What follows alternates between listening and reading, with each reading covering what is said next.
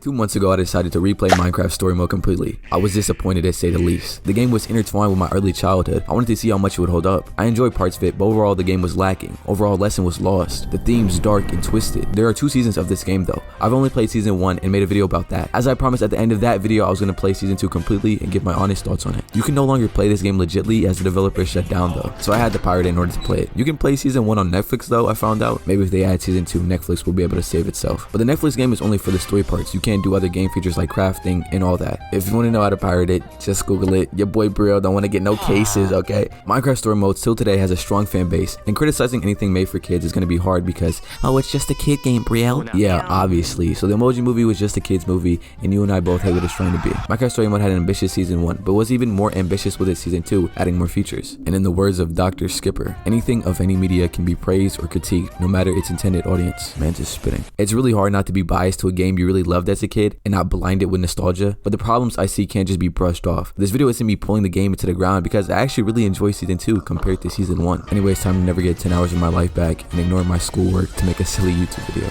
And just like last time, I played the majority of this game in school. You're a loser. By the way, this time I'm gonna really break down each episode of season 2 and the story within. So if you never played the game, don't even worry. Season 2 takes place after a time skip from last season. Beacon Town, the city we live in, has developed a lot. The main character Jesse and our team have really cemented ourselves as heroes with our own personal duties. Though the New Order of Stone, the group we formed last season, had really seemed to move past our adventures, and now we are all really busy with our own lives and don't have time for these adventures we used to go on. I mean, Jesse is now the boss of Beacon Town. The game looks extremely polished now, and I was quickly introduced to this new feature we can actually build. I don't know why this wasn't in season 1, but I'm penis! That is some sweet work. Even the crafting UI looks better than season 1. Anyways, Jesse decides to meet with Petra so he can go on an adventure. This is where you're introduced to the new combat system. The game got more difficult. In season 1, the game did not possess any real challenge, but now you have a stamina bar and the enemies actually hit you. You have to dodge attacks. It's still easy, but better than before. I would have liked it if they lowered the health we have and made the enemies attack more or have more forms of attacks. I know in actual Minecraft, mobs just pretty much all attack you the same, but it would have been so cool if spiders had the ability to web you up, or zombies could throw their flesh at you. Petra almost seems lost without these adventures, and it's hard that our friends can't make the time to go on them. With Petra, we try to catch a llama, and in doing so we discover an entrance where we find this floating glove. We get close to it and it latches onto our hand and whispers our voice. Then the ground below us completely is destroyed and reveals this bottomless glowing pit. We make it out and Petra reveals that she has to do this quest for the leader of a neighboring city called Champion City to receive her sword back. The leader of Champion City is called Stella, who controls her people. She's weirdly obsessed with being Jesse's rival. The game dialogue and jokes are still so awkward to me. It's really Champion City, then where are all the champions, huh? It's more like Llama City. We get the sword, and while walking above from the pit from before, it spits out charged creepers to the surface, and we have to click buttons to stop them, and I hate this. This combat is lazy, boring, and easy. You introduce this new, fresh combat system, yet keep reverting to this. We have creatures we never faced before that are unique, and all we do is press some keys. We fast forward to meeting 2 new characters who can help us close the pit, Jack and Erm. Jack, who is a hero to Petra, reveals we need something called a structure block to close the pit, which can create blocks. I don't know why we can't just build, but whatever. The structure block is located in a sea temple, and only Jack knows where it is. He lost both of his friends to this temple. He burned the map to get there and made sure he would never show anyone that temple again. Then in one sentence by Jesse, he's convinced and is ready to go on an adventure. I kid you not, one sentence. Jack, sounds to me like it's your lucky day. Petra and I have a lot of great experience helping people get over their tragic backstories. Yeah? Yeah, we'll tackle that temple together. Nerm, time to get our adventuring thing. Hey! For all that trauma he had just to be brushed off. It sucks because Jack is a cool character with an interesting backstory, but they push it away that quickly. We get prepared for our adventure, put a random spazzy kid in charge of the entire town, and begin the adventure for the structure block. Jack then tells us about a powerful person called the admin, who definitely is important later on. Jack gives us these enchanted helmets to breathe underwater, and we find the sea temple, and I have to give it to them. Minecraft Story Mode has so many great designs, and the sea temple looks great. Taking the original sea temple design and really making it look like this place has something powerful inside of it. We get introduced to a mob we never fought in this game before, but sadly all we do is press buttons. This would have been such a cool setting to have a mini boss battle against a bunch of guardians. Guardians have such a cool ability in Minecraft. They shoot lasers from their eyes. That would have been fun to go against. We get into the temple and see these statue-looking creatures. They remind me of the structures in the first chapter of Solo Leveling. Again though, they did great with these designs. Jack stumbles upon his dead friend's items, and it just goes back. How did he get convinced to go so quickly? After this, we hear a man trapped. We free him. His name is Voss, and he's actually one of Jack's friends who he thought died. After exploring the temple, we are presented with 2 structure blocks, but we can only choose one being the Tower of the Warrior and the other being the Builder Path. I decided decided to go with the builder path. The ground shakes around us and enemies of the temple start to attack us while we need to escape. And finally, we can actually fight these really new mobs that are not even in Minecraft. And they have special attacks. Thank you, this is what we want. I just wish they did it more. They even integrate the button clicking system at the end of the fight and it works. That's how it always should be. We then have to escape from this gigantic statue figure. We escape, quickly go home, and place the structure block to close the pit. This was a short-lived victory. Go back to Beacon Town and everything seems well. Then that happens. This character seems to be the admin and he's really sassy, but I kinda like it.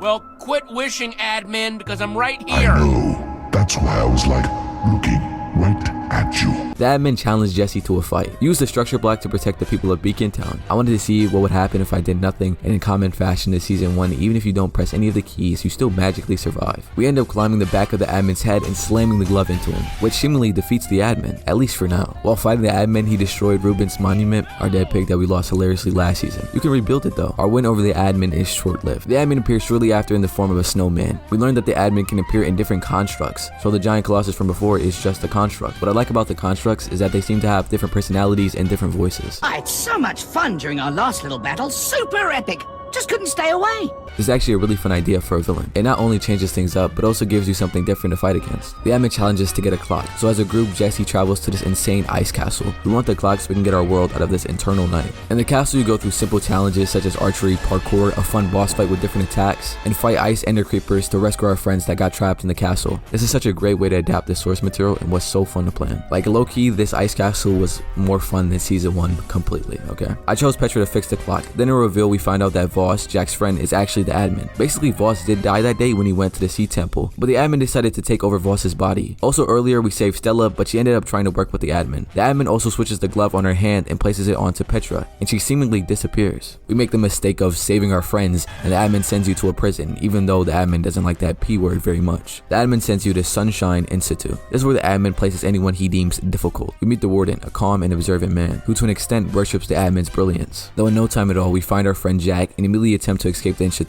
We go against these great iron golem and zombie designs. We fail our escape, but not before we view how desperate our situation looks. Radar and Nerm are also taken in. The Warden places Radar in a suffocation machine and act to have Jesse join him as an associate. The Warden is a manipulator who will go to great lengths to receive what he wants, and I joined him. Sorry, I'm a sucker for Radar. Associates seem to serve the role as prison guards. Stella is also an associate. As an associate, we help guests, aka the term for prisoners. We help a guest build a reference for his painting. This really showed me that the building feature they added was used in the most surface levels of ways. Later on, they found way better ways to implement it, but while building at times, angles get really weird and it's not the best to place blocks. We learn of Prisoner X, supposedly a great escape artist, who almost escaped the Institute. I also find this funny because not too long ago, we just established how the admin doesn't like this place referred to as a prison, though everyone, including the staff, refers to Prisoner X as a prisoner, not a guest. Also, can't the admin just create an escapable box? In the meantime, we explore an inmate's cell in hopes to find dirt on them so we will be promoted. We did a button puzzle to find a room in this cell. It was actually a little difficult until they literally tell you the solution. It's like Minecraft story mode expects literal infants to play this game. Fast forward down in the zombie mines of the Institute. Stella tells us that Prisoner X was recaptured during the chaos of the zombie mines. We capture lever to get into Prisoner X's cell, but before we can even take our first step, we begin to levitate. Petra spawns in only to draw a sword on us, and then the admin appears. The admin frustrated with Jesse. He pits us against our own friend Petra. We attempt to catch the admin off guard and fail miserably. Even worse, the admin steals Jesse's appearance. The admin in a way seems jealous of Jesse's friends and connections, so him and Stella teleport back to Beacon Town. We are still stuck in this institute, but at least now we can head to Prisoner X. We travel down an elaborate cell to find Prisoner X in a straitjacket. We find out their name is Zara. Zara lets us know admin's real name,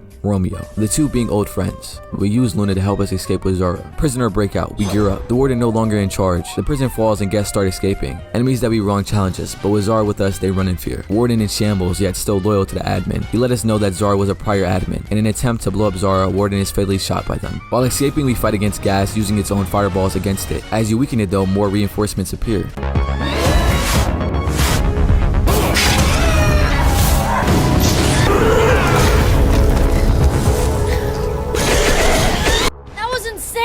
Couldn't agree more with Petra. The game really starts to hit a stride of implementing stakes, gameplay, and story, while helping Zara in getting her trust that she has so little of due to Romeo betraying her. Zara also lets us know about a third admin named Fred. They try to fight Romeo for control of the world, but we know how that turned out. Using something called the Diamond Tower, we travel below the bedrock. Underneath, this is where we are introduced to the first world, a world created by Romeo, Fred, and Zara. In this first world, which is called the Underneath, we face huge endermans.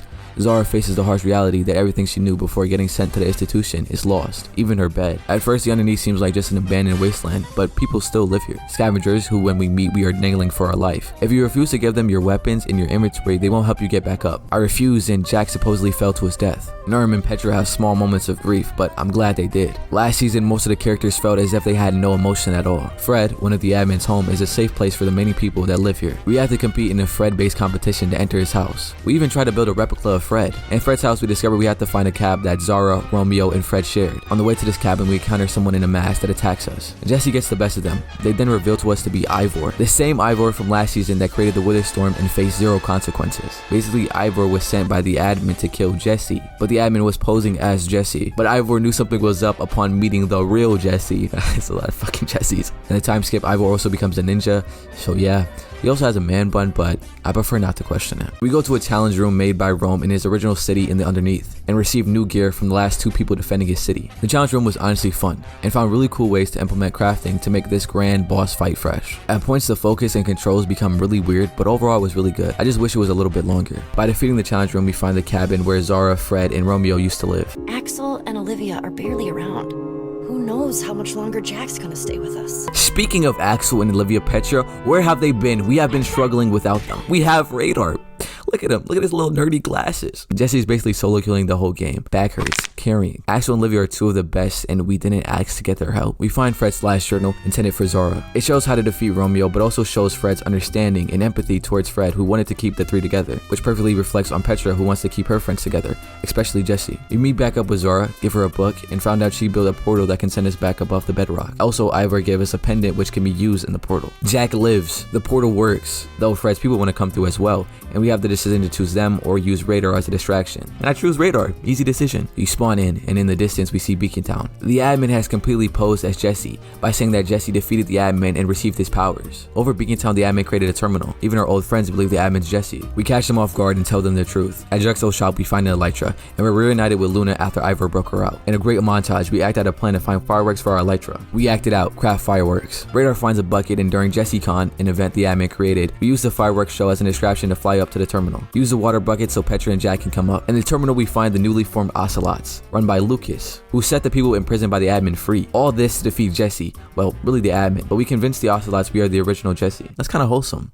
Kind of little pause, like no homo, but you know, it's wholesome. We suit up again and find the admin. The admin begins to regret being Jesse, regrets the decision he made in this world. His new plan is to start anew, create bedrock over this world and create a new one, just as he did with the first world. We have to quickly go to the admin's terminal portal, where we are transported to terminal space. This is where we use a password we got from Fred's journal. This password being #potato451. Using the password, we do a simple puzzle to receive a gauntlet made by Fred, which can take away the admin's powers. In the last second, the admin tries to stop us, but we get the gauntlet in time. We then have to fight the admin. This battle is intense and fast, and the admin takes all the forms he has ever taken, even Petra. This is the coolest thing ever, so we just keep on punching the admin with the gauntlet. Slowly he becomes less powerful, to the point where he damn near begs. Finally though, we defeat him and see Romeo for the first time. The terminal begins to fall, and we have to make the decision to leave Romeo or take him.